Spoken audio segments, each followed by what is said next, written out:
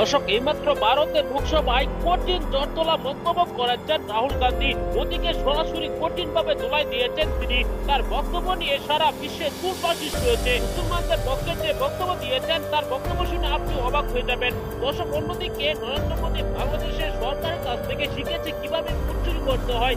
Rubin ফারহানার বক্তব্য আমরা শুনব। তিনি চমৎকার কিছু আলোচনা করেছেন। অন্যদিকে বাংলাদেশে এসেছেন ভারতীয় নৌবাহিনীর প্রধান জেনারেল ওয়াকারুজ্জামানের সাথে সাক্ষাৎ করেছেন। সেখানে কি আলাপ আলোচনা হয়েছে সেই ভিডিওটি রয়েছে এই ভিডিওতে। অত্যন্ত গুরুত্বপূর্ণ একটি ভিডিও, তাই ভিডিওটি না টেনে পুরো ভিডিওটি দেখবেন। চ্যানেলের উপরে দেখলেন এই ভিডিও সম্পর্কে অবশ্যই আপনার মূল্যবান মতামত কমেন্টে জানাবেন।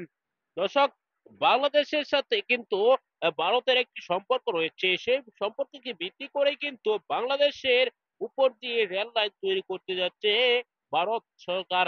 ইতিমধ্যে এই চুক্তিপত্র স্বাক্ষরিত সকল কার্যক্রম শেষ হয়ে গিয়েছে। দর্শক, এটি বিরোধিতা করছেন বিএনপি সহ অন্য অন্য দলের নেতা কর্মীরা। কেননা বাংলাদেশের উপর দিয়ে ভারতের রেললাইন যাবে, সেটি বাংলাদেশের জমি দখল করবে। ভারতের কাছ থেকে আমরা কি পাবো, এ নিয়ে কিন্তু অনেক প্রশ্ন করছেন তারা। দর্শক, বাংলাদেশের উপর দিয়ে রেল লাইন যাবে, কিন্তু আমরা এখন পর্যন্ত তিস্তা নদীর পানি পাইনি। সেজন্য কিন্তু সকলে ক্ষোভ প্রকাশ করছে যে বাংলাদেশের উপর যে রেল লাইন যাবে তাদের দেশ থেকে কিছু আনা যাচ্ছে না, সেজন্য অনেকে ক্ষিপে যাচ্ছেন। দর্শক, এই ভিডিওতে আপনারা দেখাচ্ছেন রাহুল গান্ধী যে অগ্নিজরা বক্তব্য দিয়েছেন সংসদে।